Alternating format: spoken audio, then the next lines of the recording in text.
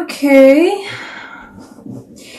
You know, for this, I think it was called the Shadow Visions deck. Light Visions Tarot, there we go, that's what this deck is called. I get them mixed up, I have both of the sister decks and the names sometimes get me confused, but both of these decks have an extra card that isn't numbered. That's by all means part of the major arcana. It's in addition to the major arcana. It's called the Orchard and it looks like this. I have no idea if I said that word correctly. English is not my first language.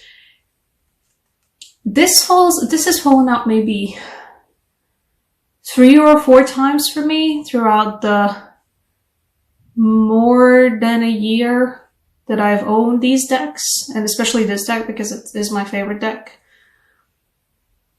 And it feels specifically like a labyrinth, like a retreating into the self to walk your own labyrinth,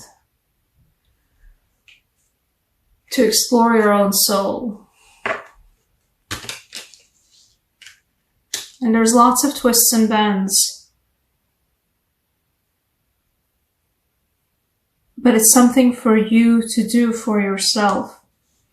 I've got 2 queens here. I've got both the Queen of Swords and Queen of Pentacles. And I think in this case, these might be the energies you end up developing in that labyrinth for yourself. You know, May for a lot of us has been a time of deep reflections into what we want, into who we are, who we think that we are, who we think that we should be, who we strive to be.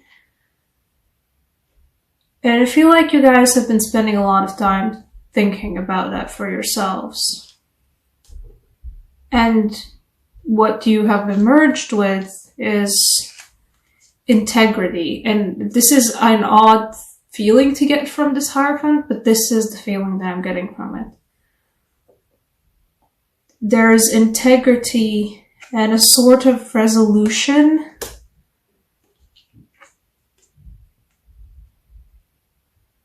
to not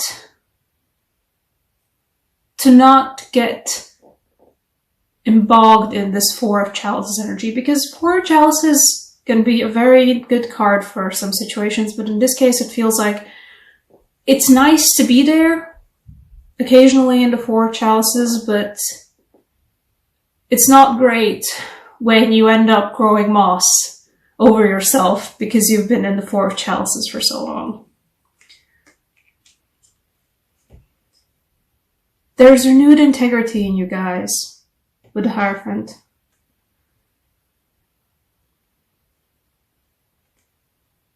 And there is a feeling that you guys have come out a lot better, kinder for it. You have learned how to share what you have with others.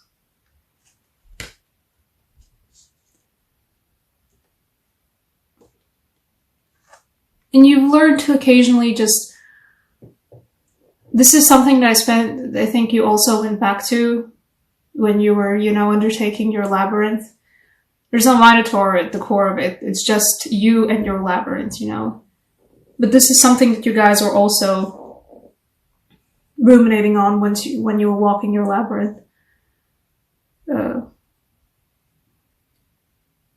childhoods and what you had there. And I actually think about it. I have a Gemini rising sign myself, and I don't usually feel it as hard as I do, but this reading is kind of meshing with my own personal May/June as well. So thinking back on your childhoods and what you actually, from that, what you want to grow for yourself, for your future. And this is already solid. This is not thinking about something in the past. This is building something solid for the future. So a very important inner journey. You know, there's a lot of mythos about, and, you know, Jungian psychology and everything about that, about going into a dark cave where you can't see, hear, feel anything, hear anything, where it's just reflecting on who you are as a person. And you have to go into that cave and you have to stay there. You have to not go mad there, and then once you head out, you are a far more solid, it's a weird expression, but that's what it feels like. You're far more solid in, you know who you are, in your self-identity, in who you actually are, not just who you want to be or who you imagine yourself to be or who others imagine you to be. This is strength in knowing who you are, no matter what anybody else thinks about you. And you guys, this is good. This is always good, especially after you've been going through either a period of tumultuousness and uncertainty, or also when you've just been growing moss over yourself because you've been stuck a little bit in the four chalices. So I'm really happy for you guys, actually. I feel like an angel card for you will do you some good. Let's see.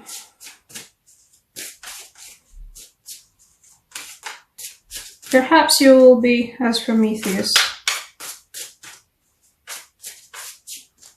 and give light onto others. Yeah, you do. I actually do feel like that. I feel like your guys' inner journey and how you come out of it and how you improve out of it has the potential to bring growth and integrity not only to yourself but to others too. I'm not really that into astrology, but it feels like there's a potential for a lot of teaching moments for other people, or just even existing as yourselves, having gone through this inner journey. Just being yourself after that could be a thing that is a catalyst for a lot of other people around you to make that journey for themselves, or perhaps just to examine what their ideas about themselves are. So, yeah. Go into the cave and bring out fire somehow, I don't know. Okay, you. Yeah.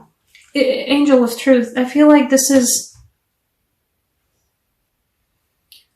truth in the actual purest sense. Like your own truth, and not your own truth as distorted through the lens of what others have put on you before that, what your family, your parents, your colleagues, your friends think about you, but your own truth and your own integral core of who you are, and being sure in that integral core of who you are.